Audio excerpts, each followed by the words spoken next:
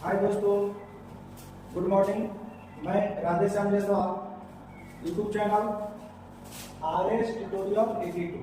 ठीक है, ये ऑनलाइन क्लास चलता रहेगा, हमेशा चलेगा। ठीक है, 8, 9, 10 मैथ ऑनलाइन क्लास हमेशा चलेगा। आइए हम आज आप लोगों को पढ़ाते हैं त्रिकोणमिति का एकदम बेसिक से चालू करते हैं। ठीक है, तो त्रिकोणमिति का बेसिक से चालू करने का मतलब है सबसे पहले उसके लिए आपको ये जानना पड़ता है कि लंब कौन होता है, आधार कौन होता है और कौन कौन होता है। ठीक है, तो सबसे पहले देखिए दो त्रिभुज बनता है,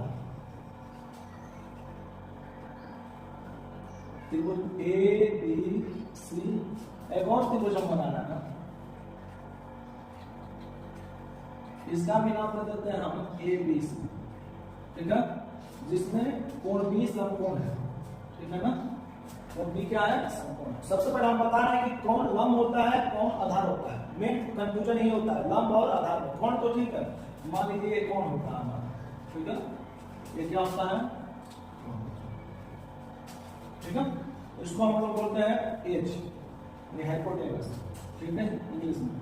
अब सुनिए, अगर बाय द वे यहाँ पर कोण हमारा बनेगा, यानी थीटा का कोण यहाँ रखा गया। ठीक है, तो इसके सामने वाला लंब हो जाता है। ठीक है, इसके सामने वाले को लंब करते हैं, यानी थीटा के जो सामने आता है इसको हम लोग करेंगे लंब, इंग्लिश में इसको पी। ठीक है, और जो एक बच गया वो हमारा आधार हो गया। क्या हो गया, आधार, यानी समझ रहा।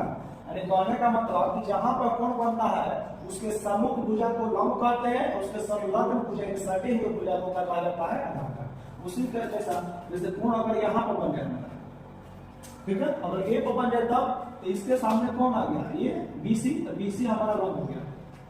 BC जो हो गया हमारा लंब हो गया, इसको हम इंग्लिश में बी कहेंगे। और एक हमारा AB जो हो गया संलग्न भुजा, इसको हम लोग आधार कहेंगे।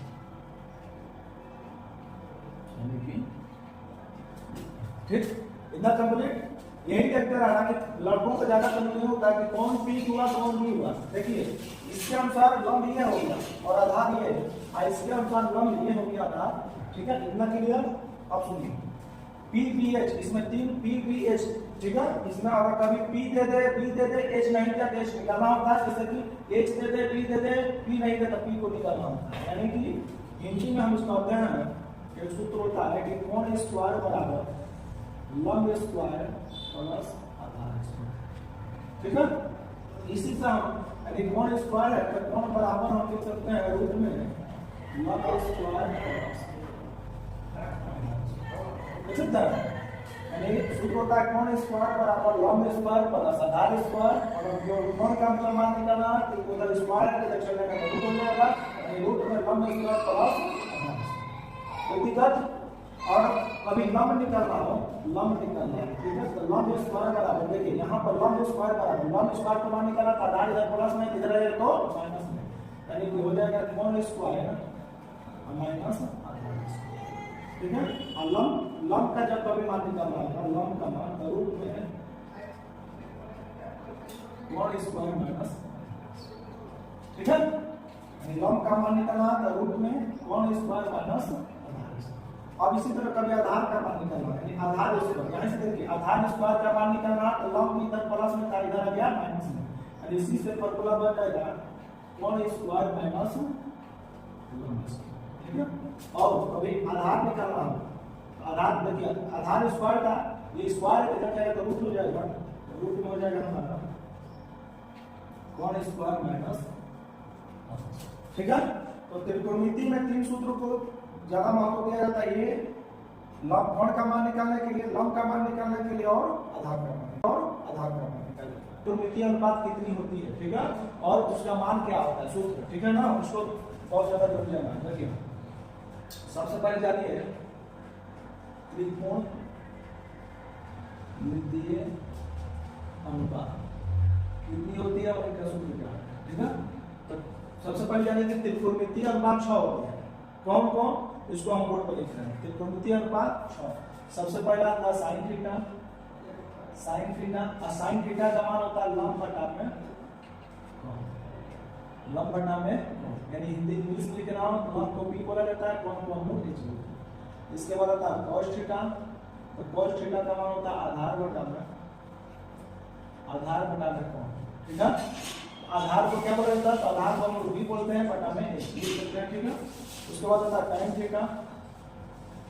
tan थीटा को हम लोग बोलते हैं लंब बटा में आधार, लंब बटा में आधार, ठीक है। तो लंब को P और आधार को B से जाना जाता है। इसके बाद आ जाता है cot थीटा। तो cot थीटा यानी tan का उल्टा होता है cot थीटा, ठीक है।